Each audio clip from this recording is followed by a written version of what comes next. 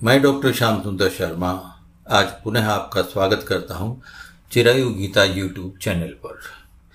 मनुष्य इस संसार में सम्मोहित होकर रह गया है। मैं मोह नहीं कहकर सम्मोहित कह रहा हूं। क्यों कह रहा हूं? क्योंकि मोह से ज्यादा नुकसान सम्मोह करता है।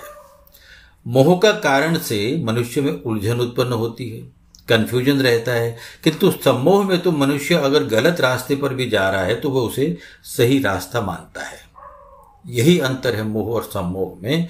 और सही रास्ता मान करके दूसरों को भी उसी मार्ग को सही बताते रहता है कि मैं जो कर रहा हूं, जिस मार्ग पर जाता हूं वही मार्ग सही है। मनुष्य के स्वभाव की बड़ी विडंबना है। एक वस्तु मिल गई तो उससे राग, और दूसरी वस्तु नहीं मिली तो उससे ईर्ष्या करने लगता है। भगवान श्री कृष्ण ने श्रीमद् भगवद गीता में कहा है, इच्छा द्वेष समुत्थेन द्वंद्व मोहेन भारत सर्वभूतानि सम्मोहम सर्गे यान्ति परंतप। क्या कहा उन्होंने? भगवान ने कहा कि इच्छा और द्वेष से उत्पन्न होने वाले द्वंद्व मोह, इनसे मोहित संपूर्ण प्राणी संसार में अनादिकाल से मूढ़ता को यानी जन्म मृत्यु को प्राप्त हो रहा है।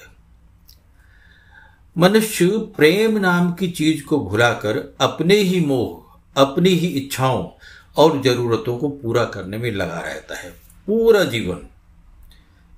ईश्वर से प्रेम को तो जाने दो, वह मनुष्य का मनुष्य से प्रेम भी भूल गया है। केवल प्रेम का दिखावा करके कैसे भी किसी भी तरह अपनी इच्छाओं को पूरा करने का प्रयास करते रहता है सदैव, और वह भूल जाता है कि प्रेम में इतनी शक्ति है कि राग द्वेष सभी दूर हो जाते हैं।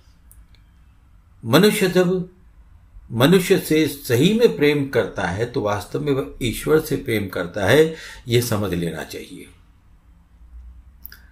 वह घिरा हुआ रहता है किसमें? चाहिए या नहीं चाहिए, इसके चक्कर में। चाहिए और नहीं चाहिए में ही द्वंद्व छिपा हुआ है, सुख दुख छिपा हुआ है।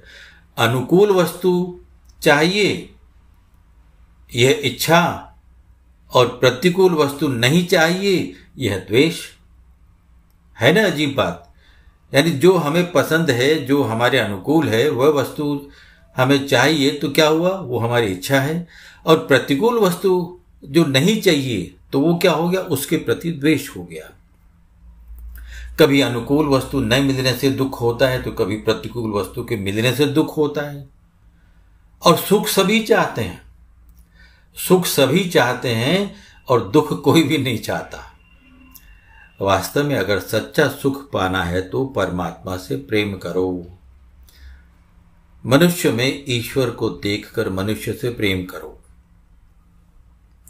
एक गांव की बात है, एक महिला ने अपने घर के बाहर बैठे हुए 3 बुजुर्गों को देखा। 3 बुजुर्ग उस महिला के घर के बाहर थोड़ी दूरी पर बैठे हुए थे। उसने घर से देखा कि वहां बैठे हुए हैं, और उसे ये देखा कि बड़ी शांति से बैठे हुए हैं तीनों बुजुर्ग। उन बुजुर्गों को देखकर वह महिला अपने घर के दरवाजे की ओर आई और उनसे कहने लगी, मैं आप सभी को जानती तो नहीं हूं, लेकिन मैंने देखा है कि आप लोग बहुत समय से वहां बैठे हुए हो। आप लोगों को भूख भी लगी होगी, आप अंदर आकर भोजन कर लीजिएगा। महिला की बात सुनकर उनमें से एक बुजुर्ग ने उस महिला से पूछा, क्या आपके पति घर पर हैं? महिला ने कहा, नहीं, वो तो घर पर नहीं है। तब वह बुजुर्ग बोला कि घर पर पति नहीं है तो हम अंदर नहीं आ सकते।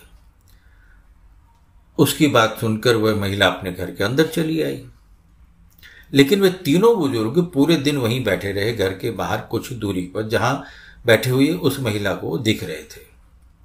शाम को उस महिला का पति घर आया। जब पति आया तो उसने पूरी बात अपने पति को समझाई, सारी बात बताई, और पूरी बात सुनकर अपनी पत्नी से उस पति ने कहा कि तुम बाहर जाओ और उनको भोजन के लिए बुला लाओ। अब पत्नी बाहर जाके उनसे बोली, मेरे पति अब घर पर आ गए हैं और उन्होंने कहा है कि आप सभी अंदर आ जाइए और भोजन कर लीजिए। वैसे भी आप लोगों ने सुबह से कुछ खाया नहीं है दिन भर से यहीं बैठे हुए हैं, तो आप आइए अंदर आकर के भोजन ले लीजिए। उन बुजुर्गों में से एक ने कहा, हम तीनों एक साथ में किसी के घर नहीं जाते। महिला ने पूछा, ऐसा क्यों? तो एक बुजुर्ग ने अपने एक बुजुर्ग साथी की ओर इशारा करते हुए कहा कि यह धन है, अगर यह तुम्हारे साथ अंदर जाएगा तो तुम्हारा घर धन से भर जाएगा। और फिर दूसरे साथी की ओर इशारा करके उन्होंने बताया कि यह सफल है, अगर ये तुम्हारे साथ जाएगा तो तुम सभी कामों में सफलता प्राप्त करोगे। और मैं हूं प्रेम, मैं अगर साथ गया तो तुम्हारे घर में हमेशा के लिए प्रेम रहेगा। अब तुम अंदर जाओ और अपने पति से बात करो, निश्चित करो और आकर हमें बताओ कि हम तीनों में से किसे बुलाया गया है। महिला को कुछ समझ में नहीं आ रहा था, असमंजस में पड़ गई। अंदर जाके उसने सारी बात पति को बताई तो पति बहुत खुश हो गया और कहने लगा, हम तो धन को बुलाएंगे, वो हमारे यहाँ रहेगा तो हम हमेशा के लिए धनवान हो जाएंगे, कभी कोई परेशानी नहीं होगी। पत्नी को पति की बात जरा जमी नहीं। उसने कहा कि हम सफल को क्यों नहीं बुलाते, उसे बुलाना चाहिए। उनकी सारी बातें उनकी बेटी भी सुन रही थी। बेटी ने आकर के कहा कि हमें प्रेम को बुलाना चाहिए, घर में प्रेम हो, इससे अच्छा और क्या हो सकता है। पति पत्नी को बेटी की बात ठीक लगी। पत्नी ने बाहर आकर बुजुर्गों से कहा, आप में जो प्रेम है वो अंदर आ जाए, आज के दिन प्रेम हमारे मेहमान रहेंगे। उनमें जो प्रेम था वह उठा और घर की ओर जाने लगा। जैसे ही वह जाने लगा, बाकी दोनों बुजुर्ग भी उठकर उसके पीछे पीछे जाने लगे। अब महिला बोल उठी, आपने तो कहा था कि आप तीनों साथ में नहीं जाते, मैंने तो अकेले प्रेम को मेहमान बनाया है, आप सभी क्यों आ रहे हैं? उनमें से एक बुजुर्ग ने कहा, अगर तुम धन या सफल में से किसी एक को बुलाती तो बाकी के हम दोनों बाहर ही बैठे रहते, लेकिन जहां प्रेम जाता है हम दोनों साथ साथ उसके साथ चले जाते हैं। इसलिए प्रेम से नाता जोड़ो, प्रेम के साथ रहेंगे तो बाकी चीजें स्वतः आ जाएंगी। लेकिन मनुष्य प्रेम को भूलकर बाकी चीजों को चाहता है, बाकी चीजों को बुलाता है। जहां प्रेम नहीं वहां कुछ भी नहीं, और जहां प्रेम है वहां सब कुछ है। तो ईश्वर से प्रेम करो, मनुष्य से प्रेम करो, अपने आप से प्रेम करो, सब कुछ आपको प्राप्त हो जाएगा। जय श्री कृष्णा, जय श्री राधे।